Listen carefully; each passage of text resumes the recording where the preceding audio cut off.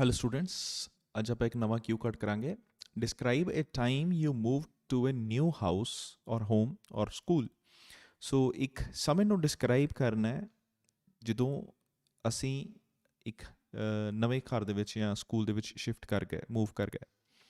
When you move, ਤੁਸੀਂ ਕਦੋਂ move ਕਰ ਗਏ। When you move, where you move, ਤੁਸੀਂ ਕਿੱਥੇ ਮੂਵ ਕੀਤਾ ਹੈ। ਵਾਈ ਯੂ ਮੂਵ, ਕਿਉਂ ਕੀਤਾ ਹੈ। And how you feel about it, ਅਤੇ ਤੁਸੀਂ ਉਹਦੇ ਬਾਰੇ ਕਿਸ ਤਰ੍ਹਾਂ ਫੀਲ ਕਰਦੇ ਹੋ। ਸੋ ਆਪਾਂ ਸਟਾਰਟ ਕਰਦੇ ਹਾਂ ਕਿਊ ਕੱਟ। My father is a bank employee, so after every 3 years, he gets transferred to another city.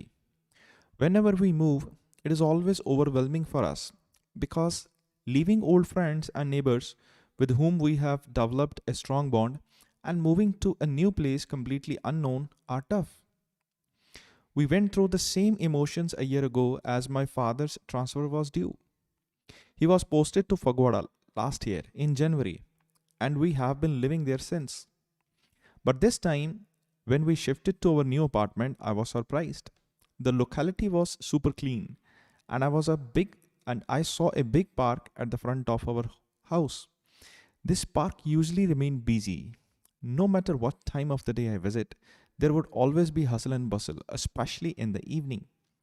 Making friends this time was quite easy because a group of boys, girls of my age comes there every day.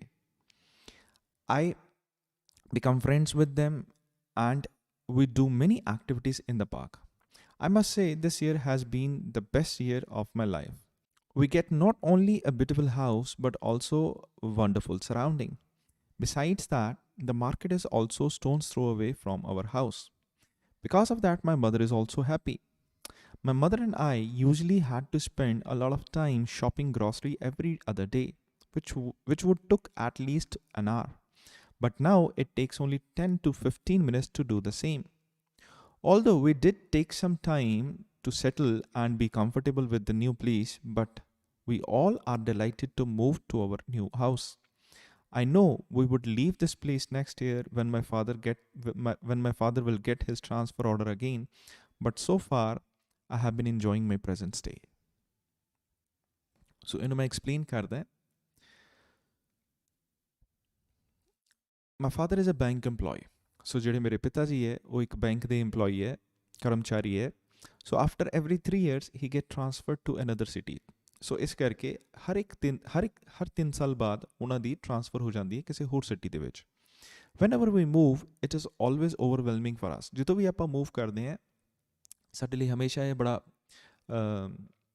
ਭਾਵਨਾਤਮਕ ਹੁੰਦਾ ਹੈ because leaving old friends and neighbors with whom we have developed a strong bond, ਕਿਉਂਕਿ leave ਕਰਨਾ ਆਪਣੇ friends ਨੂੰ ਅਤੇ ਗੁਆਂਢੀਆਂ ਨੂੰ ਜਿਨ੍ਹਾਂ ਦੇ ਨਾਲ ਅਸੀਂ ਚੰਗਾ ਸਟਰੋਂਗ ਰਿਲੇਸ਼ਨ ਡਿਵੈਲਪ ਕਰ ਲਿਆ, and moving to a new place completely unknown, ਅਤੇ ਮੂਵ ਕਰਨਾ ਇੱਕ ਨਵੀਂ ਪਲੇਸ 'ਤੇ ਜੋ ਕਿ ਸਾਡੇ ਲਈ ਟੋਟਲੀ ਨਿਊ ਹੈ, ਅਣਜਾਣ ਹੈ ਅਸੀਂ ਉਸ ਜਗ੍ਹਾ ਤੋਂ। ਸੋ ਇਹ ਦੋਨੋਂ ਚੀਜ਼ਾਂ ਆਰ ਟਫ, ਇਹ ਦੋਨੋਂ ਹੀ ਕਾਫੀ ਟਫ ਹੈ। We went through the same emotions a year ago as my father's transfer was due, ਅਤੇ ਅਸੀਂ ਇਸੇ ਤਰ੍ਹਾਂ ਦੀਆਂ ਫੀਲਿੰਗਸ ਅਤੇ ਇਮੋਸ਼ਨਸ ਤੋਂ ਦੁਬਾਰਾ ਗੁਜ਼ਰੇ ਪਿਛਲੇ ਹੀ ਸਾਲ ਗੁਜ਼ਰੇ, ਕਿਉਂਕਿ ਮੇਰੇ ਫਾਦਰ ਦਾ ਜਿਹੜਾ ਟ੍ਰਾਂਸਫਰ ਸੀਗਾ ਉਹ ਡਿਊ ਮਤਲਬ ਉਹ ਹਾਲੇ ਹੋਣਾ ਸੀਗਾ। He was posted to Phagwara last year in January and we have been living there since. ਉਹਨਾਂ ਨੂੰ ਪੋਸਟ ਕਰ ਦਿੱਤਾ ਗਿਆ, ਉਹਨਾਂ ਦੀ ਟ੍ਰਾਂਸਫਰ ਕਰ ਦਿੱਤੀ ਗਈ ਫਗਵਾੜਾ ਦੇ ਵਿੱਚ ਪਿਛਲੇ ਸਾਲ ਜਨਵਰੀ ਦੇ ਵਿੱਚ, ਅਤੇ ਅਸੀਂ ਉਦੋਂ ਤੋਂ ਇੱਥੇ ਹੀ ਰਹਿੰਦੇ ਹਾਂ। But this time, when we shifted to our new apartment, I was surprised. But ਇਸ ਵਾਰ ਜਦੋਂ ਅਸੀਂ ਸ਼ਿਫਟ ਕੀਤੇ ਆਪਣੇ ਨਵੇਂ ਅਪਾਰਟਮੈਂਟ ਦੇ ਵਿੱਚ, ਮੈਂ ਕਾਫੀ ਸਰਪ੍ਰਾਈਜ਼ ਸੀਗਾ। The locality was super clean and I saw a big park at the front side of our house. ਜਿਹੜੀ ਜਗ੍ਹਾ ਸੀ ਉਹ ਬਹੁਤ ਜ਼ਿਆਦਾ ਸਾਫ਼ ਸੀਗੀ ਅਤੇ ਮੈਂ ਇੱਕ ਬਹੁਤ ਵੱਡੀ ਪਾਰਕ ਨੂੰ ਦੇਖਿਆ ਆਪਣੇ ਘਰ ਦੇ ਸਾਹਮਣੇ।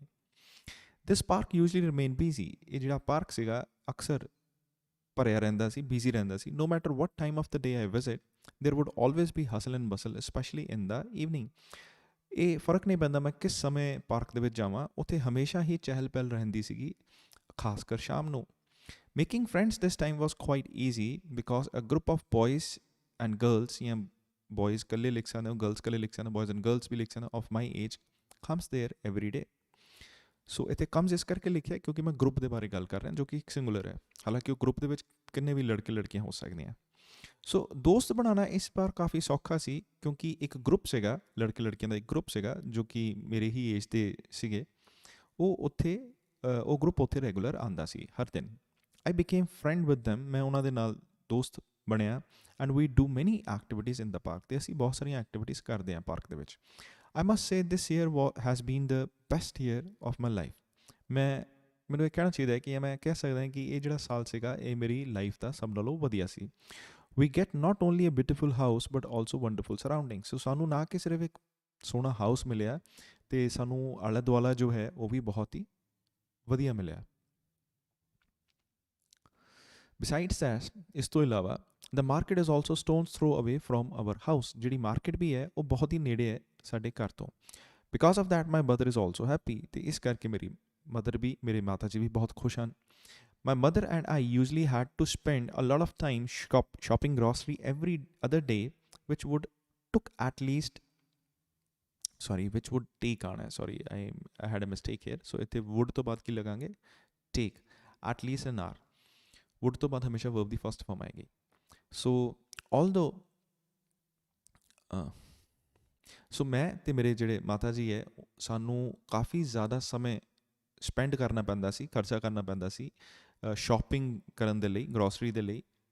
ਸੋ ਰਾਸ਼ਨ ਦੇ ਲਈ ਕਾਫੀ ਸ਼ੋਪਿੰਗ ਕਰਨ ਦੇ ਜਦੋਂ ਜਾਂਦੇ ਸੀ ਕਾਫੀ ਟਾਈਮ ਲੱਗਦਾ ਸੀ, ਹਰ ਦੂਸਰੇ ਦਿਨ, ਅਦਰ ਡੇ ਮਤਲਬ ਹਰ ਦੂਸਰੇ ਦਿਨ, ਇੱਕ ਦਿਨ ਛੱਡ ਕੇ, ਅਤੇ ਜੇ 'ਚ ਘੱਟੋ ਘੱਟ 1 ਘੰਟਾ ਲੱਗਦਾ ਸੀ।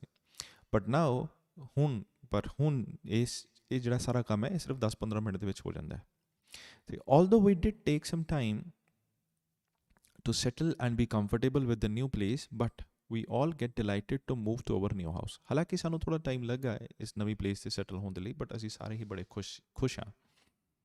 I know we would leave this place next year when my father will get his transfer orders again, but so far I have been enjoying my present stay। ਸੋ ਮੈਨੂੰ ਪਤਾ ਹੈ ਕਿ ਅਸੀਂ ਅਗਲੇ ਸਾਲ ਇੱਥੇ ਨਹੀਂ ਹੋਵਾਂਗੇ, ਅਸੀਂ ਇੱਥੇ ਸ਼ਿਫਟ ਕਰ ਜਾਵਾਂਗੇ ਕਿਉਂਕਿ ਮੇਰੇ ਫਾਦਰ ਦਾ ਜਿੱਦਾਂ ਹੀ ਟਰਾਂਸਫਰ ਆਰਡਰ ਆ ਜਾਏਗਾ ਸਾਨੂੰ ਇੱਥੋਂ ਮੂਵ ਕਰਨਾ ਪਏਗਾ। ਬਟ ਹਾਲੇ ਤੱਕ ਮੈਂ ਆਪਣੇ ਇਸ ਸਟੇ ਨੂੰ, ਜਾਂ ਮੈਂ ਆਪਣੇ ਇਸ ਵਰਤਮਾਨ ਸਟੇ ਨੂੰ ਬਹੁਤ ਇੰਜੋਏ ਕਰ ਰਿਹਾ, ਕਾਫੀ ਆਨੰਦ ਲੈ ਰਿਹਾ ਇਹਦੇ ਤੋਂ। So this is a Q card.